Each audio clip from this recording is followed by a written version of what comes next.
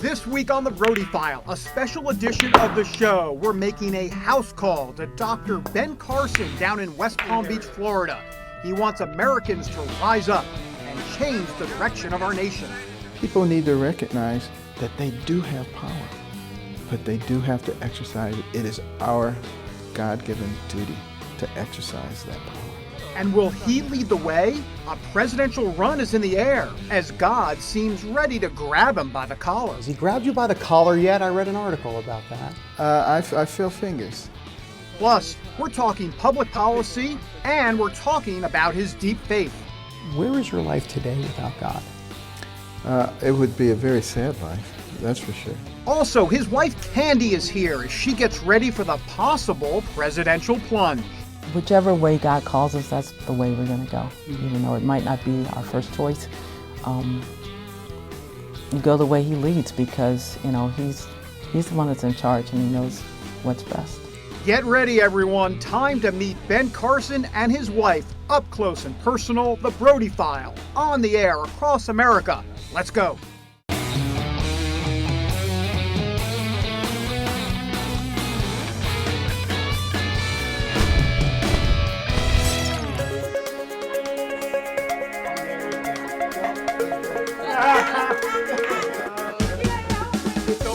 And welcome everybody to this very special edition of the Brody File. A closer look this week at Ben Carson. He has a remarkable story and he admits it is all orchestrated by God. And yes, it could all very well culminate in a run for the presidency. Our Brody File crew traveled down to his home in West Palm Beach, Florida. We got a better glimpse of what makes him tick. First up, the backstory on how he got to this point.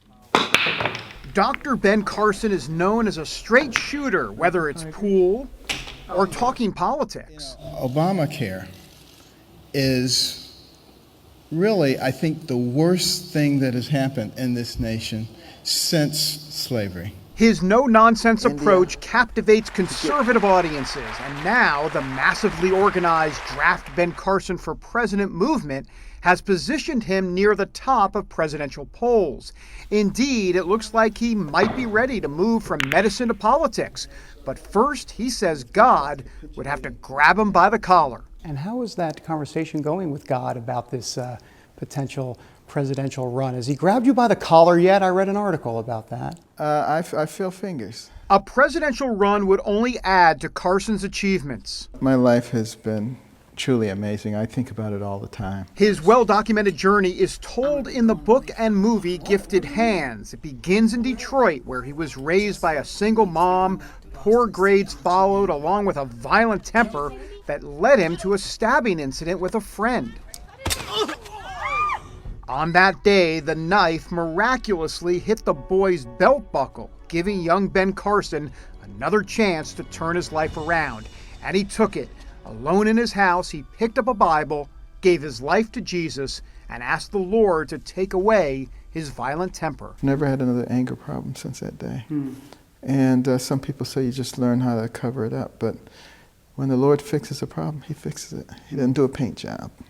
So, it's virtually impossible to make me angry now. And if the doctor becomes a presidential candidate, he says his cool demeanor is going to help him. I'm not going to take the bait. I'm not going to get angry. It's just not going to happen. This could be the essence of a Carson for President campaign. A calm doctor dispensing ideas and leading a conversation on pressing issues, seeking reconciliation. Americans have to recognize that we, the American people, are not each other's enemies. The enemies are those people who try to divide everybody up. For example, those calling pro-lifers anti-women or traditional marriage supporters anti-gay. They've been reading a book by Saul Alinsky called Rules for Radicals, which says never have a conversation with your enemies because that humanizes them. And your job is to demonize them. Candy Carson, his wife of nearly 40 years, knows that her husband will be demonized by his critics if he runs. She understands the stakes. Our country is going a way that's different from what our founding fathers were thinking, and we wanted to make sure he felt really called to wake people up And that's what he's been doing. The Carsons plan to lean on their Christian faith to get them through. You know, in the Bible it says the Lord doesn't give you more than you can handle, right? And a lot of times you feel like, are you sure? Are you really sure? You know, but he does give you what you need. We recognize that, we are being instruments in the hand of God. He is the one who really orchestrates all of this. Right now, Carson is putting together his platform. He wants a fairer and flatter tax structure, lower corporate taxes, and health savings accounts for all. But his number one issue, the out-of-control debt. Unless we get a grip on that, why wouldn't we suffer the same fates as other pinnacle nations who have allowed debt to encumber their progress? Carson also will not let political correctness get in his way. He plans to speak his mind on issues like the roots of this country. We are, in fact, a Judeo-Christian nation. And I think that's a huge part of our strength. Or comparing our current government to Nazi Germany. And I know you're not supposed to say Nazi Germany, but I don't care about political correctness. He talks straight about President Obama, too. Our president is very much like Putin, Oh, well, gee, there's no resistance here. Okay, well, I'll just keep going. And the resistance needs to be there. What would you want to tell him? I would want to tell him, sir, I understand that you have very defined ideals of what you think America is, but you work for the people.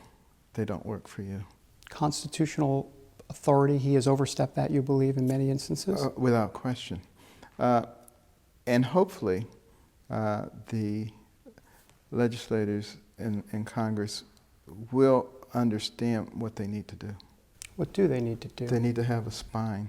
They need to stand up, because once you allow someone to take liberties with the system, they're not going to stop. Carson says it's up to the people to change America's direction. People need to recognize that they do have power, but they do have to exercise it. It is our God-given duty to exercise that power. And he's praying for God to show his power in a mighty way. Do you think this country needs a spiritual awakening? We most definitely need a spiritual awakening. I mean, look at the direction that we're going in. Mm-hmm. Absolute absurdity. And the good doctor seems ready to tackle that absurdity in the wild world of presidential politics. And there it is. All right, by the way, let the record reflect that I almost beat Ben Carson in pool, but look, he is good. As a matter of fact, he even trotted out that professional glove. I mean, I had no chance. When I saw the glove, I said, forget it, I'm done. You know, Dr. Carson, not only a great pool player, he's also a great man of faith. He's a Seventh-day Adventist, and when you get him going about God, well, the authenticity flows. He believes that becoming a world-famous surgeon was in God's plan for his life, and that his notoriety as a headline-making top doc paved the way for where he is today. Have a look. If you take God out of your life, if he is, you go back to when you were a boy and that time when you recited Proverbs in that room, where is your life today without God? It would be a very sad life, that's for sure. I would be asking myself, what is the point of life if there was no God there? And it would be a very uncertain life, because I wouldn't feel the confidence that I feel. You know, he's intervened so often in my life, and he protects you, and he guides you, and I would probably not be anywhere near as bold as I am if I didn't feel that he had my back. So I used to ask the Lord during my medical career, which I recognized was just way beyond anything ordinary. I said, Lord, why are you doing this? I said, what are you exactly setting me up for? Am I supposed to be like a great role model for kids? What is it exactly that you want me to do? And now all of that's sort of coming into focus. How is it coming into focus? Because I would have to have had a career like that in order to set me up to even be thinking about some of the things that people want me to do now. All right, when we roll on here on the Brody File, Ben Carson talks taxes, immigration, the debt, and a lot more. A policy discussion with the good doctor after the break. And we are back on this special Ben Carson edition of the Brody File. So, can Ben Carson really be the Republican nominee for president? Well, look, hey, it's early, but look at some of these numbers. He's already won some straw polls in Iowa. A recent public policy poll has him as one of the top 3 candidates nationally. And he came in second at a Values Voter Summit in D.C. Now, also, don't forget that the National Draft Ben Carson for President movement has leaders in all 99 counties in Iowa just waiting for him to declare.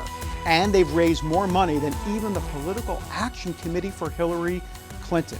Some pretty heady stuff. But what are some of Ben Carson's ideas on the political issues of the day? Well, first of all, he's pro-life and for traditional marriage. But what else? Back to our conversation. What's the issue that's here for you? What is the heart issue for you? There's immigration, there's Common Core, there's education. I know that's very important. There's a lot.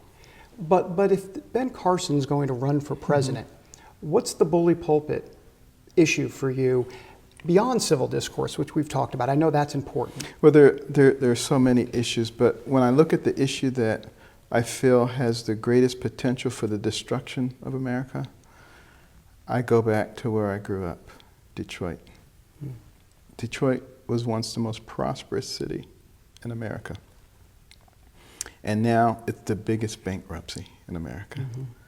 And you ask yourself, what happened?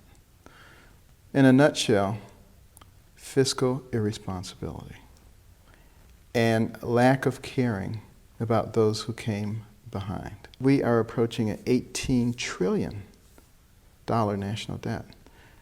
We're passing debt not only to our children, but to our grandchildren, our great-grandchildren, and the ones after them, and basically having a profound impact on the quality of their lives. That is completely unreasonable. What do you do? What do you do with entitlements? People would love to paint you and others as, oh, forget about the social safety net. Let's just let's cut grandma from welfare, or Yes, throw grandma from the cliff. They do like to try to characterize it that way. You've never thrown grandma from a cliff. I have never done such a No. thing. However, in terms of entitlements, I don't think we should even talk about entitlements until we fix the economy.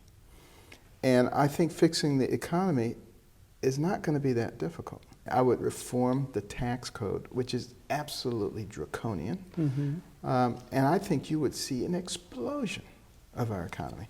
And at that point, you are able to offer people very good options. And when they have very good options, that's when you really begin to talk about entitlement reform. Reforming the tax code, corporate tax rate lower, for sure. Much lower. Any sort of figure, or is it hard to say at this point? I think certainly 25% or less. And I would also want to see a proportional tax system. So, you know, as I said in the National Prayer Breakfast, you know, tithing is a system that was established by God. I don't know of anybody who's fairer than God. You know, you make $1, you pay 10 cents. You make $1 million, you pay 100,000. Why is that hard to understand? But you do have to get rid of all the loopholes. So a fair tax, not a flat tax. It would be fair, and it would be relatively flat. Absolutely. I'm sure you can have a whole soliloquy about immigration, but what do you do with the folks that are here, and how do you? Is this a losing issue for Republicans if they don't figure this thing out? I think it's a losing issue for the nation if we don't figure it out. Okay. You don't hear about those Republicans as much as the nation, obviously. Right. We got to do what works for our country. I do think there should be a penalty for being here illegally. And I think either you have to pay a certain penalty because you have been receiving services and there's a back pay issue, or you have to leave the country and apply for guest worker status from outside of the country. Okay. But I think also you have to remove all the incentives. What are the things that are drawing people here? You have to get rid of those things. And you have to make it illegal to hire people who are not here legally. Employer verification system. Absolutely. Talking policy with Ben Carson here on the Brody File. All right, coming next, the better half. She's as sweet as her name sounds, Candy Carson. Ben's wife of nearly 40 years joins us after the break. Welcome back to our continuing house call with Dr. Ben Carson.